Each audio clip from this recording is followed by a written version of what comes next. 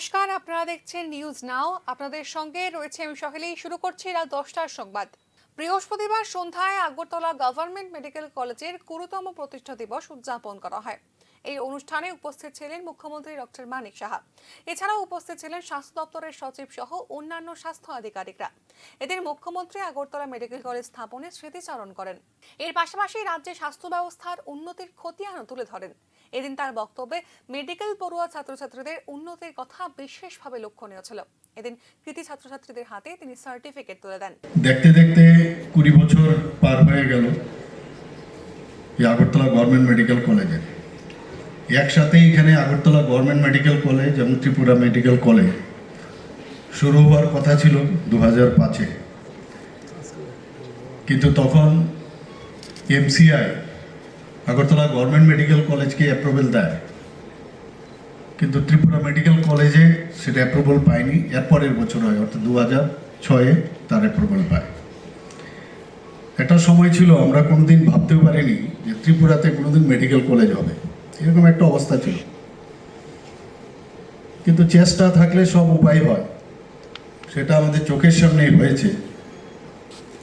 আমরাও লিয়েন নিয়ে ত্রিপুরা মেডিকেল কলেজে আমরা গেছি, আর যারা এখানে অ্যাবজর্ব হয়েছে, এখন আমার মনে আছে যারা এই মেডিকেল কলেজকে তৈরি করার ক্ষেত্রে যাদের অবদান, তাদেরকে কিন্তু সবসময় মনে রাখা উচিত।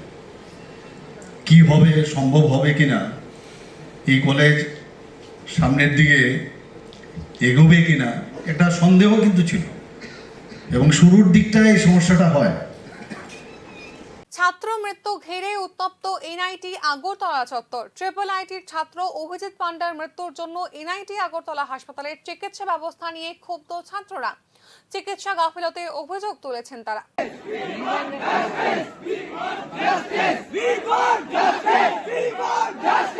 উল্লেখ্য, অভিজিৎ পান্ডাকে বুধবার ক্যাম্পাসের হাসপাতালে ভর্তি করানো হয়েছিল।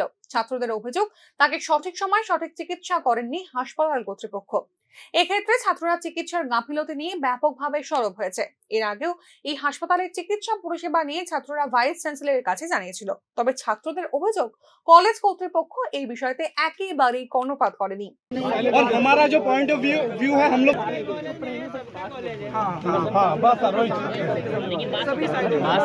बात सबके सामने होगा, सब लोग भी सुनते हैं, सब लोग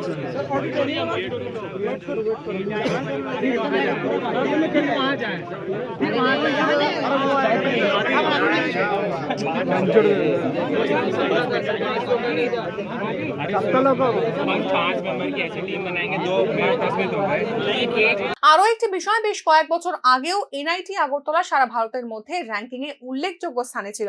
বর্তমানে এই র্যাঙ্কিং একেবারে নেমে এসেছে।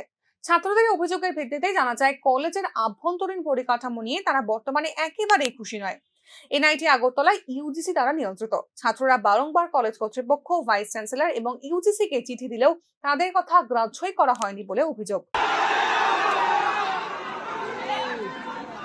বর্তমানে এই ছাত্র মৃত্যু ঘিরে এনআইটি আগরতলার পরিস্থিতি অত্যন্ত উত্তপ্ত। ব্যুরো রিপোর্ট, নিউজ নাও। কেন্দ্রীয় বাজেটের বিরোধিতা করে বৃহস্পতিবার রাজধানীতে প্রতিবাদী কর্মসূচি পালন করে বাম গণসংগঠন সংযুক্ত কিষাণ মোর্চা ত্রিপুরা। 25 বছর আগে যে প্রবল সাংগঠনিক শক্তি নিয়ে সারা রাজ্যে দাপিয়ে বেড়াতো সিপিএম, বর্তমানে সেই শক্তি অনেকটাই ক্ষীণ। তবে বিজেপির দিকভ্রষ্ট রাজনীতি আর লোকসভায় ইন্ডিয়া জোটের উদ্দীপিত ফলাফলে কিছুটা হলেও গা ঝাড়া দিয়ে মাঠে নেমেছে বাম শিবির। বিভিন্ন ইস্যুতে শাসক বিজেপিকে কোণঠাসা করবার চেষ্টা করেছে বাম কংগ্রেস। এদিন তেমনই এক কর্মসূচিতে কেন্দ্রীয় বাজেটের বিরোধিতা করে রাজধানীর প্যারাডাইস চৌমুহনীতে কেন্দ্রীয় বাজেটের কপি পুড়িয়ে প্রতিবাদ দিবস পালন করে বাম সংগঠন সংযুক্ত কিষাণ মোর্চা ত্রিপুরা। সংশ্লিষ্ট সংগঠনের নেতা পবিত্র কর অভিযোগের সুরে জানান, পেশ করা কেন্দ্রীয় বাজেট কৃষক ও শ্রমিক বিরোধী। এই বাজেটে ফসলের ন্যায্য মূল্যের কোনো গ্যারান্টি দেওয়া হয়নি বলেই অভিযোগ তার। বাজেটে শ্রমিকদের অধিকারকেও অবহেলা করা হয়েছে বলে অভিযোগ। যে কৃষি মন্ত্রী তার সচিব লিখিত দিয়েছিল আমাদের সঙ্গে বসে, ফসলের ন্যায্য দাম দেওয়ার যে এমএসপি, তার আইনে গ্যারান্টি আমাদের বাজেটে থাকবে এবং তার জন্য আইন প্রণয়ন করবে। কিন্তু এই বাজেটে সেখানে কোনো আইনি গ্যারান্টি নেই শ্রমিকদের যে অধিকার এই বাজেটে পদদলিত হয়েছে। এই প্রশ্নেই আমরা বলবো যে আমাদের সংযুক্ত কিষাণ মোর্চার উদ্যোগে সারা দেশেই আজ কেন্দ্রীয় বাজেটের বিরোধিতা করে প্রতিবাদ দিবস পালন করা হচ্ছে বলে উল্লেখ করেন পবিত্র কর।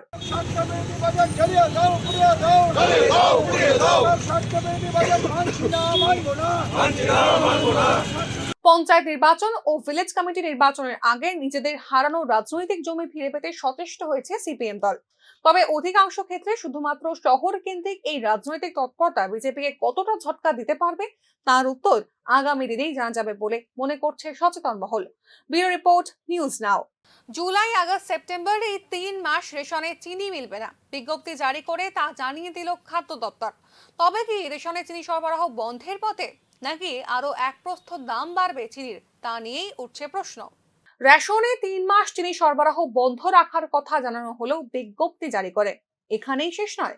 4 মাসের মাথায় চিনি মিলবে এমন কোনো নিশ্চয়তাও দেওয়া হয়নি বিজ্ঞপ্তিতে। তবে কি চিনি সরবরাহ থেকে হাত গুটিয়ে নেওয়ার প্রচেষ্টায় চালিয়ে যাচ্ছে সরকার, তা নিয়েই কিন্তু প্রশ্ন তুলছেন রাজ্যের ভোক্তারা।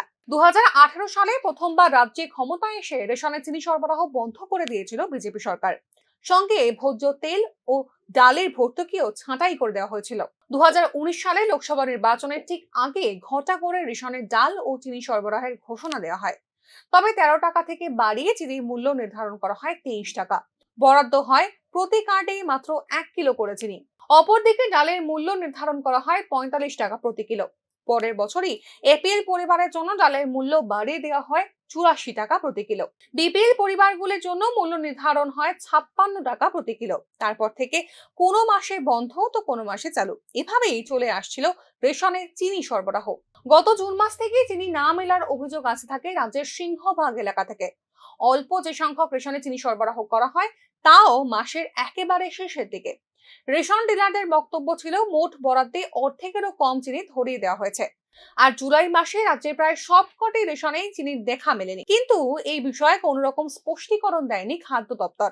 তবে ইতিমধ্যে চিনি সরবরাহ নিয়ে এক প্রস্থ বিজ্ঞপ্তি জারি করে দিয়েছে রাজ্য সরকার।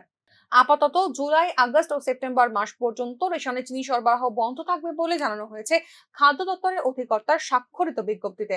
পরবর্তী সিদ্ধান্ত পরেই জানানো হবে বলে উল্লেখ করা রয়েছে বিজ্ঞপ্তিতে। তবে কি রেশনে একেবারেই চিনি সরবরাহ বন্ধের পথে হাঁটছে রাজ্য সরকার, নাকি এক প্রস্থ দাম বাড়িয়ে রেশনে চিনি সরবরাহ করার পরিকল্পনা রয়েছে রাজ্য সরকারের, তা নিয়েও কিন্তু উঠছে প্রশ্ন। ব্যুরো রিপোর্ট, নিউজ নাও। শুটিং থেকে ব্রোঞ্জ জিতে ভারতকে তৃতীয় পদক এনে দিলেন তরুণ শুটার স্বপ্নিল কুশালে। 50 মিটার রাইফেল 3 পজিশনে ব্রোঞ্জ পদক জয় করেন স্বপ্নিল কুশালে। এর আগে শুটিং থেকে ব্রোঞ্জ জেতেন ভারতের মনু ভাকির ও মিক্সড ইভেন্টে মনু ভাকির ও সরবজিৎ সিং এর জুটি। সব মিলিয়ে ভারতের 3টি পদকই শুটিং থেকে এলো। 50 মিটার রাইফেল 3 পজিশনে এই প্রথম অলিম্পিক্সে পদক জিতল ভারত। শুরুটা খুব ভালো না করলেও পরের দিকে দুর্দান্ত পারফরমেন্স করেন স্বপ্নিল কুশালে। প্রোন সিরিজে ও স্ট্যান্ডিং সিরিজে 51.1 এবং 50.4 স্কোর করে উঠে আসেন 3 নম্বরে। এই বিভাগে 9.9 স্কোর করে রূপো জেতেন সেরহি কুলিশেট, সোনা জেতেন চীনের ইউকুন লিউ। শুটিং থেকে আরো পদক জয়ের আশা করেছে ভারত। জয়ের পর স্বপ্নিল কুশালে জানান, দেশের জন্য পদক জেতা একটি দুর্দান্ত অনুভূতি। ব্যুরো রিপোর্ট, নিউজ নাও। ভারতীয় জনতা পার্টি এই বছরের স্বাধীনতা দিবস উদযাপনের আগে 11ই আগস্ট থেকে হর ঘর তিরঙ্গা কর্মসূচি গ্রহণ করেছে। 11 থেকে 15ই আগস্ট পর্যন্ত প্রতিটি ঘরে ঘরে তিরঙ্গা প্রচার অনুষ্ঠিত হবে, যেখানে বিজেপি কর্মীদের প্রতিটি বাড়ি গিয়ে প্রচারের জন্য লোকগীতির সঙ্গে দেখা করতে বলা হয়েছে। প্রচারের অংশ হিসেবে 13 থেকে 15ই আগস্ট পর্যন্ত সমস্ত বাড়ি, দোকান এবং অফিসে তিরঙ্গা উত্তোলন করার বিষয়টিতে প্রচারের উদ্যোগ নেওয়ার জন্য প্রশাসনিক আধিকারিকদের নির্দেশ দিয়েছেন মুখ্যমন্ত্রী মানিক সাহা। গন্ডা ছড়ার ঘটনা অনভিপ্রেত এবং সরকারের বদান্যতাই এই পরিস্থিতি। বৃহস্পতিবার গন্ডাছড়ার সফর শেষে এরকমটাই জানালেন সিপিআইএম এর প্রতিনিধি দলের সদস্যরা। ক্ষতিগ্রস্তদের উপযুক্ত পুনর্বাসন এবং নিরাপত্তার দাবিও করেছে প্রতিনিধি দলটি। গন্ডাছড়ার ঘটনা অনভিপ্রেত এবং সরকারের বদান্যতাতেই এই ধরনের ঘটনা ঘটেছে বলে আবারও একবার দাবি করল রাজ্যের প্রধান বিরোধী দল সিপিএম। বৃহস্পতিবার সিপিআইএম পরিষদীয় দলের একটি প্রতিনিধি দল গন্ডাছড়া সফর করেন। রাজ্যের বিরোধী দলনেতা জিতেন্দ্র চৌধুরীর নেতৃত্বে এই প্রতিনিধি দলটি প্রথমেই যান পরমেশ্বর রিয়াং এর বাড়িতে। সেখানে তারা কথা বলেন মৃত পরমেশ্বর রিয়াংয়ের শোক সন্তপ্ত পরিবারের সঙ্গে। এরপর তারা গন্ডাছড়ার বিভিন্ন প্রভাবিত এলাকা যেমন সাতকাট, নারায়ণপুর, বিশকাট ইত্যাদি এলাকাগুলি পরিদর্শন করেন। এরপরই প্রতিনিধি দলটি সোজা চলে যান শরণার্থী শিবিরে। সেখানে তারা কথা বলেন শিবিরের শরণার্থীদের সঙ্গে, খোঁজ খবর নেন ক্ষতিগ্রস্ত পরিবারগুলির। শেষে সাংবাদিকদের মুখোমুখি হয়ে গন্ডাছড়ার বর্তমান পরিস্থিতির জন্য সরাসরি রাজ্য সরকারকেই দায়ী করেন সিপিআইএম রাজ্য সম্পাদক জিতেন্দ্র চৌধুরী। বলবো এই অনভিপ্রেত ঘটনা এটা আমাদের রাজ্যের বর্তমান শাসক দল বা সরকার এদের বদান্যতাতেই হয়েছে। আনন্দ মেলা যে মহকুমাতে সন্তান বিক্রি হয়, কুলের সন্তান, 2 দিনের সন্তান, রেশন কার্ড বন্ধক দিয়া জমিয়ারা চলে, রেগার কাজ হয় না, ওই ইয়াতে রতননগর দিয়া বাংলাদেশে কাটাতার বেড়া পার হইয়া যায় বন্ধকি তুলতে। সেই গন্ডাছড়াতে কিসের আনন্দ, কিসের মেলা? 1 মাস ব্যাপী মেলা, প্রশাসনের ছত্রছায়ায় তাদের নজরে, এবং এগুলি যারা আপনার গন্ডাছড়া মানুষ আপনারা দেখছেন, রাত্র 10টা, 11টা, 12টা অবধি চলে মদের ফোয়ারা, জুয়া খেলা। অর্থাৎ এরকম একটা অহেতুক ঘটনা, একটা নিরীহ যুবক তার খুন হওয়া, অকাল মৃত্যু হওয়া, আর এটাকে কেন্দ্র করে এতগুলি বাড়িঘর পোড়ানো, এতগুলি সর্বশান্ত হওয়া। গন্ডাছড়ার ক্ষতিগ্রস্ত পরিবারগুলির উপযুক্ত পুনর্বাসন এবং তাদের পর্যাপ্ত নিরাপত্তার দাবি জানিয়েছেন সিপিআইএম পরিষদীয় দলনেতা জিতেন্দ্র চৌধুরী। হইতে পারে, আমরা চামু যে শুধু ক্ষতিপূরণ না, উপযুক্ত ক্ষতিপূরণ, তারা যাতে পুনরায় তাদের জীবন জীবিকা সে গঠন করতে পারে, এবং নিরাপত্তা ব্যবস্থা। এর আগে এখানে এসপিও ক্যাম্প ছিল, এই বিশকার্ডিও ছিল, তারপরে এদিকে আমরা দেখে এলাম কোন জায়গায় জানি। সামনেই পঞ্চায়েত নির্বাচন, গন্ডাছড়ার পরিস্থিতি নিয়ে শাসক বিরোধী উভয় দলের মধ্যে চলছে তরজার লড়াই। নির্বাচন ফুরিয়ে গেলে বিষয়টি কি আদৌ প্রাসঙ্গিক থাকবে কিনা তা জানে না ক্ষতিগ্রস্ত পরিবারগুলি। তবে সর্বহারা এই পরিবারগুলির জীবন জীবিকা যে আজ প্রশ্নের মুখে তার বলার অপেক্ষা রাখে না। ব্যুরো রিপোর্ট, নিউজ নাও। নিখোঁজ থাকার প্রায় 1 মাস পর আগরতলায় ফিরে এলেন প্রতাপগড়ের এক তরুণী। তার অভিযোগ, তার বাবা মায়ের অত্যাচারের কারণে বাধ্য হয়ে স্বেচ্ছায় ঘর ছেড়েছিলেন তিনি। নিজেই এদিন পূর্ব মহিলা থানায় যান তরুণী প্রসূধা বণিক। সংবাদ মাধ্যমের সামনে জানান, তার বাবা কৃষ্ণধর বণিক ও মা অনুরাধা বণিকের অত্যাচারের কারণেই নিজের ইচ্ছে বাড়ি থেকে চলে গিয়েছিলেন তিনি। এই ব্যাপারে তিনি থানায় জানিয়েও গিয়েছিলেন বলে দাবি তার। তার অভিযোগ, ছোট থেকেই তার উপর নানাভাবে অত্যাচার করছে তার বাবা মা। সন্তানের সুখের জন্য বাবা মায়েরা যখন নিজের যুবতীর সুখ বিসর্জন দিতে প্রস্তুত, তখন তার বিপরীত মেরুতে জটিল সমাজের জটিল এই ঘটনা আমাদের আরেকবার ভাবতে বাধ্য করে আস্তে আস্তে কিভাবে বদলে যাচ্ছে মানুষের তৈরি স্বপ্নের পৃথিবী। এবার শোনা যাক কান্না ভেজা চোখে কি জানালেন এই অসহায় তরুণীটি। মানে বাজে ধরনের কথাবার্তা, মানে যা তা কথাবার্তা, সম্পূর্ণ সবকিছু তারা পুড়ে গেছে। এরপরে আমি বাজে ধরনের কথাবার্তা, যেসব কথাবার্তা একটা মা কোনো সময় একদম মেরে এরকম কথাবার্তা করতে পারে না। বাবা মায়ের অত্যাচার থেকে রক্ষা পাওয়ার জন্য তিনি মহিলা থানায় আগে লিখিত অভিযোগ দায়ের করেছিলেন বলে অভিযোগ তার। ঘটনার সত্যতা স্বীকার করেছেন মহিলা থানার ভারপ্রাপ্ত পুলিশ আধিকারিক। তখন সে গেছে, আমরা অনেকবার তারা ট্রাই করছি যে আনন্দের লেগে সে আইতে রাজি না, কিন্তু এরপরেও তার মা বাবা অনেক সংগঠন নিয়ে ঘটনায় ন্যায় বিচার দাবি করেছেন তরুণী। নিজের বাবা মার কাছে তিনি ফিরে যেতে ইচ্ছুক নন বলে স্পষ্ট ভাষায় জানিয়েছেন।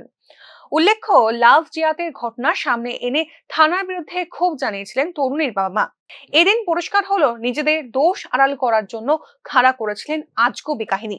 কন্যা সন্তান যখন অলিম্পিকে দেশের গর্ব, তখন প্রতাপগড়ের এই বাড়িতে কন্যা হলো নির্যাতনের প্রতীক, তাও আবার নিজের বাবা মার কাছে। সত্য সেলুকাস, কি বিচিত্র এই দেশ। ব্যুরো রিপোর্ট, নিউজ নাও। কৈলাসহরের ল্যান্ড কাস্টমসের জন্য নতুন জায়গা চিহ্নিত হলো মূর্তিছড়ায়। শিল্প ও বাণিজ্য দপ্তরের যুগ্ম পরিচালক স্বপন মিত্র এবং কৈলাসহরের মহকুমা শাসক প্রদীপ সরকারের নেতৃত্বে একটি দল বৃহস্পতিবার দুপুরে ল্যান্ড কাস্টমসের জন্য একটি নতুন জায়গা চিহ্নিত করতে কৈলাসহরের মূর্তিছড়া এলাকার সীমান্ত সংলগ্ন এলাকা পরিদর্শন করেন। মূর্তিছড়া এলাকায় অবস্থিত বিএসএফ ক্যাম্প সংলগ্ন এলাকা ল্যান্ড কাস্টমসের জন্য উপযুক্ত স্থান হিসেবে বিবেচিত হয়েছে। জায়গাটি পরিদর্শনকালে রাজ্য সরকারের আধিকারিক স্বপন মিত্র জানান, এলাকায় বেশ কিছু সরকারি জমি ছাড়াও ব্যক্তিগত মালিকাধীন জমি রয়েছে। ল্যান্ড কাস্টমসের প্রয়োজনে সেখানকার ব্যক্তিগত মালিকাধীন জায়গাগুলি অধিগ্রহণ করার প্রয়োজন হলে সে বিষয়ে সরকারি উচ্চ আধিকারিকদের সঙ্গে আলোচনার মাধ্যমে উদ্যোগ নেওয়া হবে। সংশ্লিষ্ট দপ্তরের আধিকারিকদের ধারণা, মূর্তিছড়ায় ভারত বাংলা সীমান্ত সংলগ্ন এলাকাটি ল্যান্ড কাস্টমসের জন্য আদর্শ স্থান। ভবিষ্যতে কৈলা শহরে ল্যান্ড কাস্টমস প্রতিষ্ঠা হলে এই অঞ্চলে ব্যবসা বাণিজ্য বাড়বে বলে আশা প্রকাশ করেছেন দপ্তরের আধিকারিকরা। আমাদের যে মনুঘাট ল্যান্ড কাস্টম রয়েছে, তো সেটা আমাদের 2016-এ আমাদের স্যাংশন হয়েছিল এসআইড প্রজেক্ট থেকে, কিন্তু বাংলাদেশ গভর্নমেন্ট আমাদের কোনো নো অবজেকশন দেয়নি। তো তার জন্য আমাদের স্যাংশন হওয়া সত্ত্বেও বা আমাদের এটা এখানে একটা ইন্টিগ্রেটেড ডেভেলপমেন্ট কমপ্লেক্স মানে এলসিএসকে করার কথা ছিল, কিন্তু বাংলাদেশ পারমিশন না দেওয়াতে সেটা এখন অবধি চলছে 2024 অবধি কোনো কাজ করা যায়। তো তার জন্য আমরা এটাকে যেন রিলোকেট করতে পারি, যেখানে আমাদের কোনো 150 ইয়ার্ডের কোনো সমস্যা থাকবে না, কোনো হেবিটেট বা কারোর অবজেকশন কোনো কিছু এমন থাকবে না। তার জন্য আমরা এই মূর্তিছড়ায়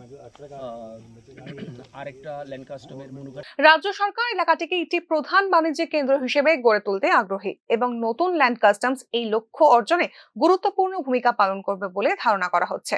কৈলা শহর থেকে দেবাশিস দত্তের রিপোর্ট, নিউজ নাও। ভূমিধসে বিপর্যস্ত কেরালার ওয়েনারে গেলেন কংগ্রেস নেতা রাহুল গান্ধী ও প্রিয়াঙ্কা গান্ধী ভদ্র। ইতিমধ্যেই ওয়েনারে ভূমিধসে মৃতের সংখ্যা বেড়ে 250 ছাড়িয়েছে। প্রকৃতির তাণ্ডবে কার্যত গুঁড়িয়ে গেছে ছবির মতো সুন্দর এই পাহাড়ি অঞ্চল। বৃহস্পতিবার স্বজন হারানো মানুষদের পাশে দাঁড়াবার লক্ষ্য নিয়ে ওয়েনারে যান কংগ্রেসের সাংসদ ও নেতা রাহুল গান্ধী। তার সঙ্গে ছিলেন প্রিয়াঙ্কা গান্ধী ভদ্র। ভূমিধসে ক্ষতিগ্রস্ত বিভিন্ন এলাকা পরিদর্শন করেন কংগ্রেস নেতারা। ত্রাণ ও উদ্ধার কাজ যাতে অব্যাহত থাকে তার জন্য স্থানীয় প্রশাসন ও রাজ্য প্রশাসনের সঙ্গে কথা বলেছেন রাহুল গান্ধী। ওয়েনারে দুর্যোগপূর্ণ আবহাওয়ার মধ্যেই উদ্ধার কাজ চালিয়ে যাচ্ছে সেনা ও বিপর্যয় মোকাবিলা বাহিনী। যেসব অঞ্চলে সবচেয়ে বেশি ক্ষতি হয়েছে সেখান থেকে আটকে পড়া মানুষদের উদ্ধার করাই এখন মুখ্য কাজ বলে জানিয়েছে কেরালা সরকার। উল্লেখ্য, ভারী বৃষ্টিপাত ও ভূমিধসের কারণে মঙ্গলবার রাত 2 থেকে ভোর 4টের মধ্যে ওয়েনারে মেপারি সহ বিভিন্ন অঞ্চলে মৃত্যু হয় বহু মানুষের। মাটিতে মিশে যায় অসংখ্য ঘরবাড়ি।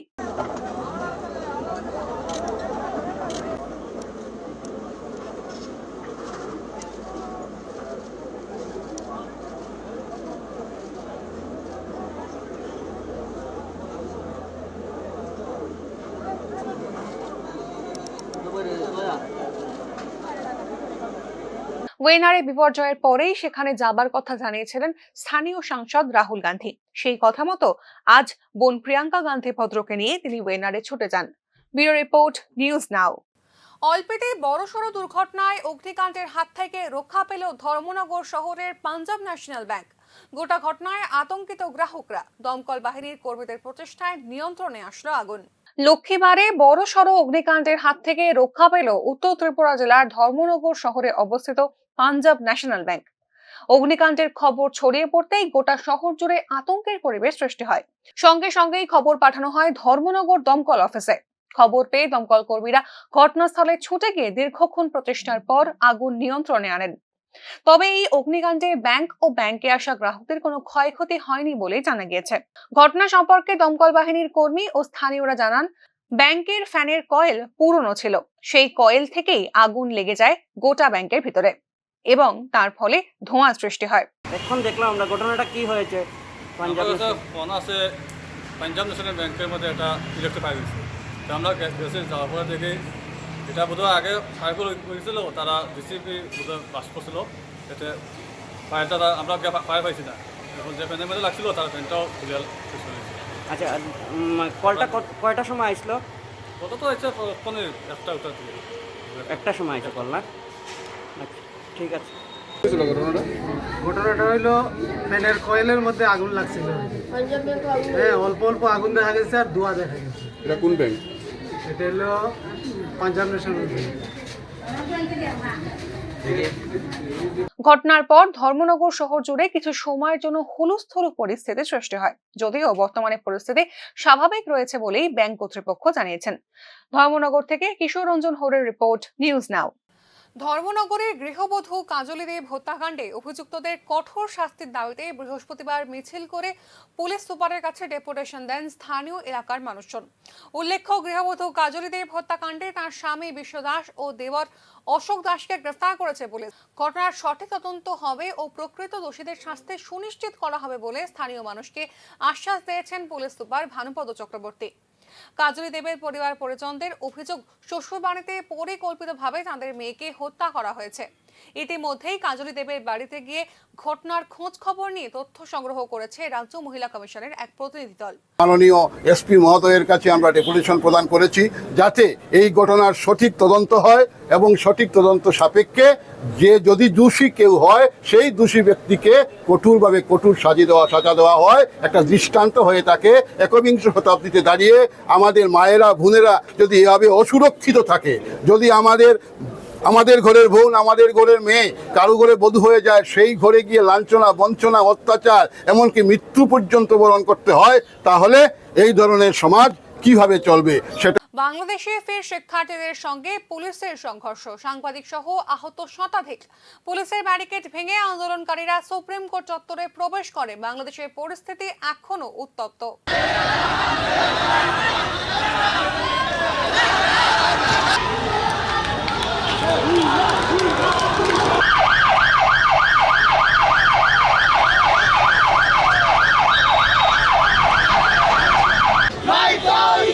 ছাত্র সমাজকে আছে, ছাত্র সমাজ বুকের ভিতর দারুণ জোর, বুক পেতেছি গুলি কর।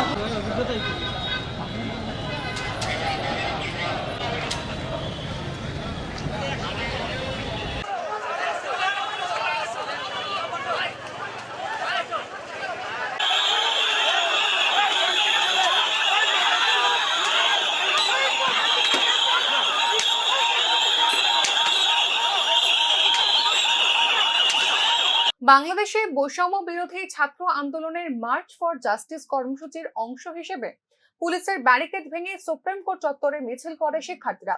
সেখানেই ছাত্র হত্যার বিচার এবং 6 সমন্বয়কারী ও আটক অন্য শিক্ষার্থীদের মুক্তির দাবিতে নানা স্লোগান দেয় তারা। এই সময় তারা সমবেত কণ্ঠে গানও করে। এই শিক্ষার্থীদের মধ্যে ঢাবি, BUET, North South, BRAC, green university ও ঢাকা কলেজ সহ বিভিন্ন প্রতিষ্ঠানের শিক্ষার্থীরা জমায়েত করে। বুধবার বাংলাদেশের বিভিন্ন স্থানে শিক্ষার্থীদের সঙ্গে পুলিশের সংঘর্ষে সাংবাদিক সহ শতাধিক মানুষ আহত হন। আপনারা আমাদের স্টুডেন্টদেরকে নিয়ে আসেন, আমি ছাড়বো না, আপনারা চলে যান স্যার, আমরা পারি না এটা। আপনারা যেহেতু আমাকে ট্রাস্ট করতেছেন না স্যার, ট্রাস্ট করতেছি বলুন স্যার, আপনারা চলে যান, ওদের একদম চলে যান, আমি বসে বি রিল্যাক্স। ছাত্রীরা কে করবে নিয়ে যান স্যার, আমাদের কিভাবে আমি শুনতেছি না, বুঝতে পারছেন না, বললাম তো আপনারা স্টুডেন্টকে যেটাকে দিয়ে দেন, মানে একটা কম্প্রোমাইজিং, আচ্ছা আমি একটু বলি, একটু কম্প্রোমাইজিং নিয়ে আসি, ওদেরকে পাঠাতে দেবেন, একটু ছেড়ে দাও, ওরা চলে যাবে, একটু কম্প্রোমাইজিং করি, ওরা তো যাচ্ছে না তো, আমাদেরকে মানতেছে না, একটু কম্প্রোমাইজিং করি, একটু কম্প্রোমাইজিং করি। না না না, আমরা এখানে চলে যাব, তাই তো আপনারা চলে যান স্যার, আমরা একটু কম্প্রোমাইজ করি, আমরা এটা পারি না, আমি ছাড়বো না, আপনারা চলে যান স্যার, আমরা পারি না এটা। আপনারা যেহেতু আমাকে ট্রাস্ট করতেছেন না স্যার, ট্রাস্ট করতেছি বলুন স্যার, আপনারা চলে যান, ওদের একদম চলে যান, আমি বসে বি রিল্যাক্স। তোমরা মুভ করো, আমরা নিয়ে এসেছি স্যার, আপনারা নিয়ে আসেন, আমরা চলে যাই sir, this is a promise sir, sir আমার প্রমিস স্যার। এই সময় সুপ্রিম কোর্ট প্রাঙ্গণ থেকে বিএনপি পন্থী আইনজীবীরা মিছিল করে মাজার গেটের সামনে যান। এর আগেই মাজার গেট বন্ধ করে দেওয়া হয়। তখন গেটের বাইরে শিক্ষার্থী এবং গেটের ভেতরে আইনজীবীরা একই সঙ্গে স্লোগান দিতে থাকেন। এক পর্যায়ে কয়েকজন শিক্ষার্থীকে আটকের খবর শুনে কিছু আইনজীবী গেটের পাশে ব্যারিকেড টপকে শিক্ষার্থীদের পাশে গিয়ে দাঁড়ান। পরে কিছু শিক্ষার্থীকে গেটের ভেতরেও নিয়ে আসেন তারা।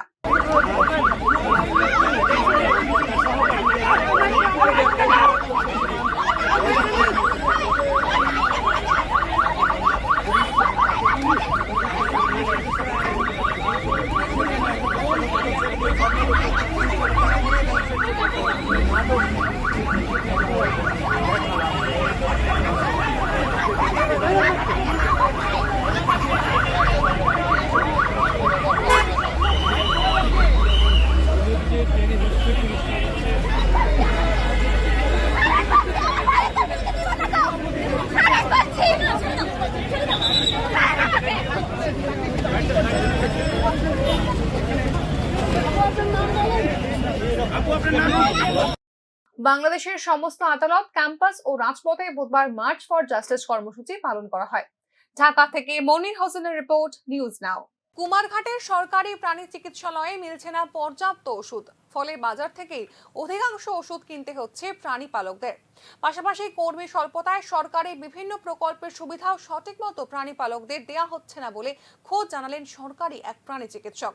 দীর্ঘদিন ধরেই নানান সমস্যায় ভুগছে ঊনকোটি জেলার কুমারঘাটের প্রাণী চিকিৎসালয়টি। সরকারি এই প্রাণী চিকিৎসালয়ে পশু পাখিদের জন্য পর্যাপ্ত ওষুধের ব্যবস্থা নেই বলেই অভিযোগ প্রাণী পালকদের। চিকিৎসালয়ে এসেও বাজার থেকে ওষুধ কিনতে হয় প্রাণী পালকদের। চাহিদা অনুযায়ী দপ্তর থেকে প্রাণী চিকিৎসালয়ে দেওয়া হয় না ওষুধপত্র, ফলে হাসপাতালে পশু পাখিদের নিয়ে এসে বিপাকে পড়তে হচ্ছে প্রাণী পালকদের। দিনের পর দিন ধরে এই ধরনের সমস্যা চলে আসলেও এসবের সমাধানে দপ্তর একেবারেই নির্বিকার বলে অভিযোগ। কুমারঘাটের বন দপ্তরের অফিস সংলগ্ন জায়গায় রয়েছে সরকারি প্রাণী চিকিৎসালয়টি।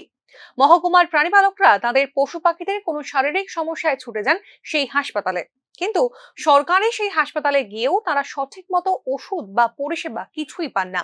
বাধ্য হয়ে বাইরে থেকে চড়া দামে অসুস্থ পশু পাখিদের জন্য তাদের ওষুধ কিনে আনতে হয় বলেই জানিয়েছেন হাসপাতালে আসা এক প্রাণীপালক। তারা জানিয়েছেন হাসপাতাল থেকে প্রয়োজনীয় ওষুধ সরবরাহ করা হলে অনেকটাই উপকৃত হতেন তারা।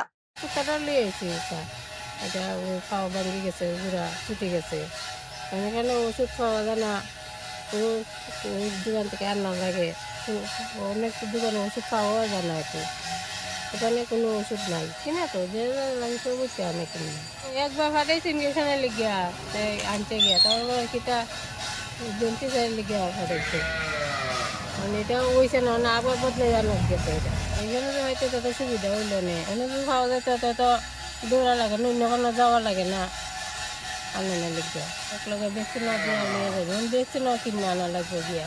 এ বিষয়ে হাসপাতালের পশু চিকিৎসক ডাক্তার বিকাশ দেবনাথকে জিজ্ঞাসা করা হলে দপ্তরের ব্যর্থতাকেই প্রকারান্তরে স্বীকার করে নেন তিনি জানিয়েছেন হাসপাতালে পর্যাপ্ত ওষুধের জোগান না থাকার ফলেই বাইরের বাজার থেকে ওষুধ কিনে আনতে হয় পশুপালকদের।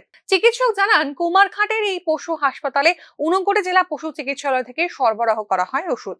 প্রয়োজন মতো ওষুধের জন্য আবেদন পাঠিয়েও দপ্তর থেকে পূরণ করা হয় না চাহিদা, যার ফলে সমস্যায় পড়তে হচ্ছে প্রাণী পালকদের। যে ডিসপেন্সারিতে আমরা যে মেডিসিন পাই সেটা আমাদের পারচেজ করে আমাদের কৈলাসহর আমাদের ডিস্ট্রিক্ট ভেটেরিনারি মেডিসিন স্টোর আছে, ওইখানে অফিসার নিযুক্ত আছেন, উনি পারচেজ করেন। তো আমাদের ডাইরেক্টরেট, আমাদের অ্যানিম্যাল রিসোর্স ডেভেলপমেন্ট ডিপার্টমেন্টের যে ডাইরেক্টরেট আছে আমাদের স্টেটে, ওইখান থেকে আমাদের ফাইন্যান্সিয়াল ইয়ারে আমাদের একটা অ্যামাউন্ট ধরে দেওয়া হয় যে ডিস্ট্রিক্ট ওয়াইজ যে আপনি এত টাকার মধ্যে আপনি মেডিসিন পারচেজ করতে পারবেন পুরো ডিস্ট্রিক্টের জন্য, যেটা ডিস্ট্রিক্ট অথরিটির কাছে ওই দায়িত্বটা দেওয়া থাকে। তো এখন আমরা তো বছরের প্রথম দিকে আমাদের প্রত্যেকটা ডিসপেন্সারি এবং সাব সেন্টার মিলিয়ে আমাদের যা রিকোয়ারমেন্ট, আমাদের যা দরকার ওই বছরের ওই ফাইন্যান্সিয়াল ইয়ারের আমরা রিকুইজিশন ফাইন্যান্সিয়াল ইয়ারের শুরুতেই আমরা পাঠিয়ে দিই। আমরা তো পর্যাপ্ত পরিমাণে পাঠিয়ে দিই আমরা যতটুকু দরকার আমাদের ডিসপেন্সারির আন্ডারে, যাতে আমরা পরিষেবা দিতে পারি জনগণকে, সঠিকভাবে পরিষেবা দিতে পারি, যাতে বাইরে থেকে মেডিসিন কম কিনতে হয় ওনাদের।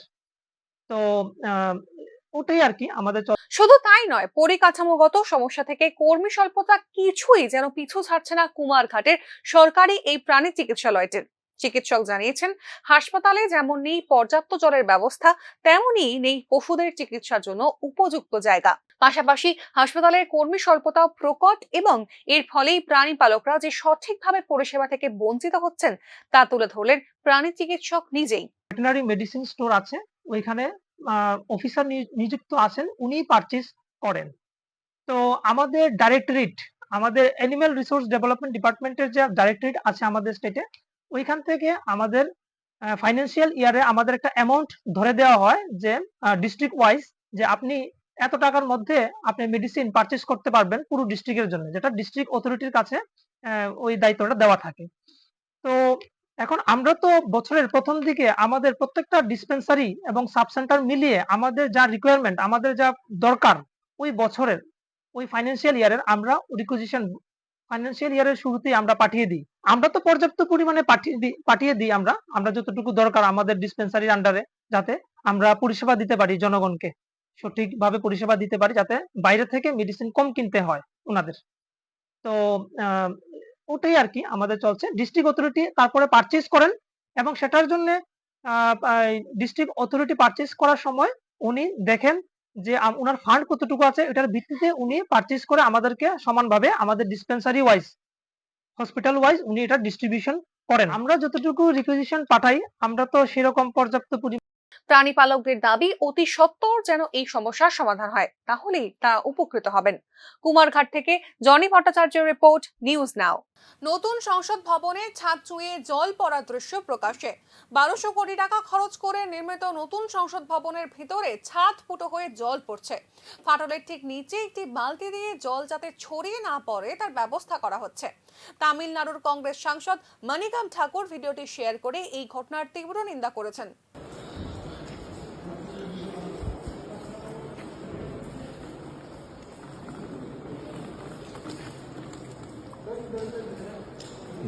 तुम लोग मत आ जाओ इसमें।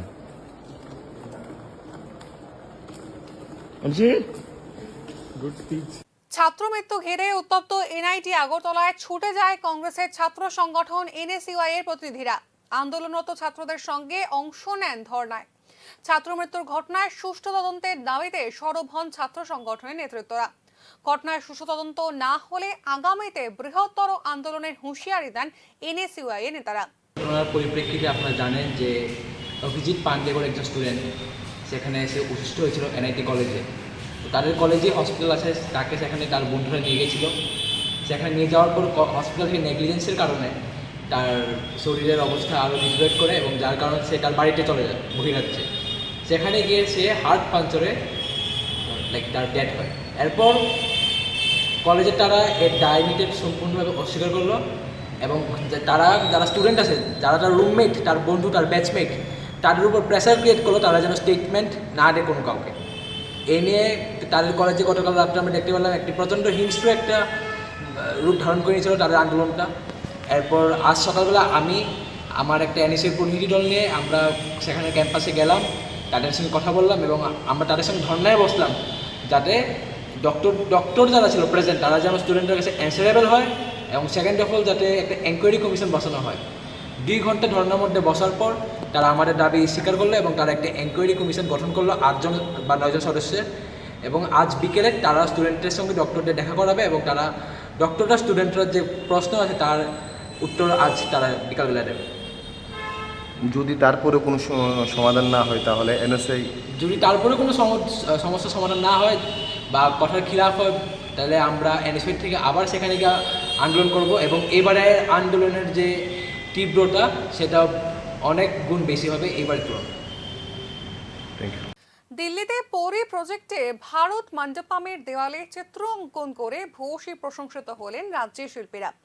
ভারত সরকারের মিনিস্ট্রি অফ কালচারালের পক্ষ থেকে দিল্লিতে হেরিটেজের ওপর একটি কর্মসূচি করা হয়। সেখানে সারা ভারতবর্ষ থেকে শিল্পীরা অংশগ্রহণ করেন।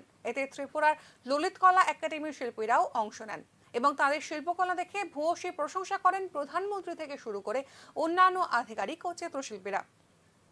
বৃহস্পতিবার এ বিষয়ে আগরতলা প্রেস ক্লাবে এক সাংবাদিক সম্মেলনের মাধ্যমে তাদের উপলব্ধি তুলে ধরেন রাজ্যের শিল্পীরা।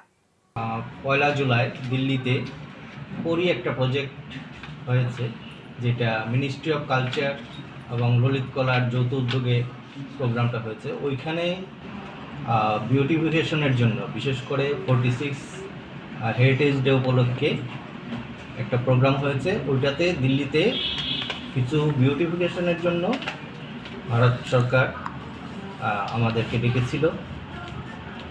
ভারতবর্ষ থেকে অনেক স্টেটেরই প্রায় 100 জন আর্টিস্ট ওইখানে বিউটিফিকেশনের কাজ করেছে। তার মধ্যে ত্রিপুরা থেকে আমরা 14 জন গিয়েছিলাম। তো ওইখানে গিয়ে আমরা হেরিটেজের উপর ডিজাইনগুলি করেছি এবং লাস্ট মন কি বাতে আমাদের মাননীয় প্রধানমন্ত্রীজি এই কাজের জন্য অনেক প্রশংসা করেছে। কদমতলা থানার পুলিশের হাতে আটক 8 লক্ষ টাকার ইয়াবা ট্যাবলেট সহ 2 জন। ঘটনা ইন্দো বাংলা সীমান্তের ব্রজেন্দ্রনগর এলাকায়। গোপন খবরের ভিত্তিতে কদমতলা থানার ওসি জয়ন্ত দেবনাথ দলবল নিয়ে থানা এলাকার ইন্দো বাংলা সীমান্তের ব্রজেন্দ্রনগর এলাকায় অভিযান চালিয়ে 8 লক্ষ টাকার নিষিদ্ধ ইয়াবা ট্যাবলেট সহ 2 জন ইয়াবা পাচারকারীকে আটক করেন। ধৃতদের মধ্যে একজন মহিলা ও একজন পুরুষ রয়েছেন। অভিযানকালে গোপালনাথ নামে এক বাইক চালককে আটক করে পুলিশ। পরে বাইকটি তল্লাশি চালিয়ে 5,502টি ইয়াবা ট্যাবলেট উদ্ধার করা হয়, যার কালোবাজারে মূল্য প্রায় 8 লক্ষ টাকা হবে বলে দাবি পুলিশ সুপার ভানুপত চক্রবর্তীর। ঘটনাটা ঘটেছে ব্রজেন্দ্রনগর আন্ডার কলমতলা পিএস। কোয়ান্টিটি হলো 5,502টা ইয়াবা ট্যাবলেট। 2 জন মানুষকে অ্যারেস্ট করা হয়েছে। একজন হলো গোপালনাথ, যার কাছে মালগুলি পাওয়া গিয়েছিল বাইকের থেকে সিজ করা হয়েছে। গোপালনাথে তার স্টেটমেন্টে বলেছে যে মালগুলি এনেছে শ্রীমতী আরতি দাসের কাছ থেকে। আরতি দাসকেও অ্যারেস্ট করা হয়েছে। ওদের বাড়ি কোথায়? সবার বাড়ি ব্রজেন্দ্রনগর।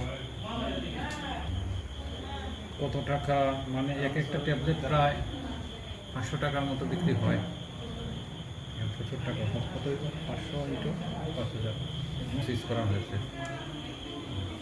এদিকে ধৃত ড্রাগস পাচারকারী গোপাল নাথকে জোর জিজ্ঞাসাবাদ চালিয়ে পুলিশ জানতে পারে যে সে আরতি দাস নামে এক মহিলার কাছ থেকে ইয়াবা ট্যাবলেটগুলি ক্রয় করেছে, যার ফলে পুলিশ আরতি দাসকেও গ্রেফতার করে থানায় নিয়ে যায়। উভয়ের বাড়ি ব্রজেন্দ্রনগর গ্রাম পঞ্চায়েত এলাকায় বলে জানা গিয়েছে। বর্তমানে ধৃতদের বিরুদ্ধে এনডিপিএস ধারায় মামলা রুজু করে তদন্ত শুরু করেছে স্থানীয় থানার পুলিশ। বর্তমানে বাইক সহ ধৃতরা কদমতলা থানার হেফাজতে রয়েছেন। ধৃতদের বৃহস্পতিবার ধর্মনগর জেলা ও দায়রা আদালতে সোপর্দ করা হবে বলে জানা গিয়েছে। ধর্মনগর থেকে কিশোর রঞ্জন হরের রিপোর্ট, নিউজ নাও। ফের আগরতলা ফ্লাইওভারের রেলিং এ ধাক্কা মারুতি গাড়ির। আগরতলা ফ্লাইওভারের সুরক্ষা নিয়ে উঠছে প্রশ্ন। ঘটনায় গাড়িতে থাকা চালক সহ আহত 4। ঘটনা এডিনগর ফায়ার সার্ভিস স্টেশন সংলগ্ন এলাকায়। জানা গিয়েছে ফায়ার সার্ভিস কর্মীরা আহতদের উদ্ধার করে আইজিএম হাসপাতালে নিয়ে যান। আহত 4 জনের মধ্যে একজনের অবস্থা সংকটজনক। আহতরা হলেন প্রসেনজিৎ চক্রবর্তী, প্রবীণ বসাকশীল, মলয় কুমার সাহা এবং কমল কৃষ্ণ সাহা। বর্তমানে দুর্ঘটনাগ্রস্ত গাড়িটি আটক করে এডিনগর থানায় নিয়ে গিয়েছে পুলিশ। আহতদের উদ্ধার করে হাসপাতালে পৌঁছানোর পর একজন দমকল কর্মী সুশীল আচার্য সংবাদ মাধ্যমের মুখোমুখি হয়ে জানান, বুধবার রাত্রিবেলা তারা বিকট একটি আওয়াজ শুনতে পান ফায়ার সার্ভিস স্টেশন থেকে। তারপরেই তারা স্টেশন থেকে বের হয়ে দেখেন এই দুর্ঘটনা ঘটেছে। সাধারণ মহলে দাবি ফ্লাইওভারে পর্যাপ্ত নিরাপত্তার ব্যবস্থা করতে হবে। ভিতর থেকে একটা আওয়াজ হয়েছে, একটা আওয়াজ দিয়েছে, বিকট একটা আওয়াজ দিয়েছে। আওয়াজ দিতে পরে আমার সেন্টি আসলো। সেন্টি আমরা দুজনেই এখানে আগে দৌড়ছি। গিয়া সেটা দেখলাম যে না, তারা 4 জনই গাড়ির ভিতরে, 2 জনেও করছে। একজন কিন্তু বাইরে গেছে গা, আর আমরা একজনটাই করছি। 2 জনে বাইরে গেছে গা, আর ড্রাইভার আর একজন আমরা তারা বাইক করে এসেছিলাম। তারপরে আইজিএম নিয়েছিলাম, আমরা নিয়ে এসে সোসাইটি 4 জন লোক। একজন একটু আহত একটু বেশি হয়েছে, আর 3 জন বেশি হয়েছে। তবে বেশি হয়েছে না, মোটামুটি একজন একটু হয়েছে, রক্ত বাইরেছে নাকে মুখেছে। আমরা আইজিএম নিয়ে এসে কোথায় দিয়ে একটা ফ্লাইওভারের এই রেলিং ড্যামেজ আর কি, সাইডে রেলিং ড্যামেজ লাগছে।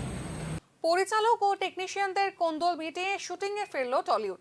বেশ কিছুদিন ধরে চলা স্থবিরতা কাটিয়ে ফের অভিনয় শিল্পীদের পদচারণায় সলগরম টলিপাড়া। পশ্চিমবঙ্গের মুখ্যমন্ত্রী মমতা ব্যানার্জির হস্তক্ষেপে স্বস্তি ফিরেছে টলিপাড়ায়। শুটিং এ ফিরেছেন তারকা সহ সহকর্মী ও টেকনিশিয়ানরা। বুধবার অর্থাৎ 31শে জুলাই থেকে ফের শুটিং শুরু হয়েছে টলিউডের স্টুডিও পাড়ায়।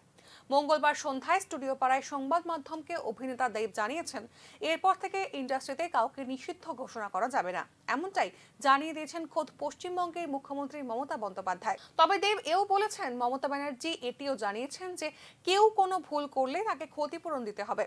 পরিচালকদের পক্ষ থেকে নির্মাতা ও অভিনেতা গৌতম ঘোষ জানিয়েছেন, শুটিং নিয়ে ফেডারেশনে চালু থাকা নিয়মে বদল আনা হচ্ছে।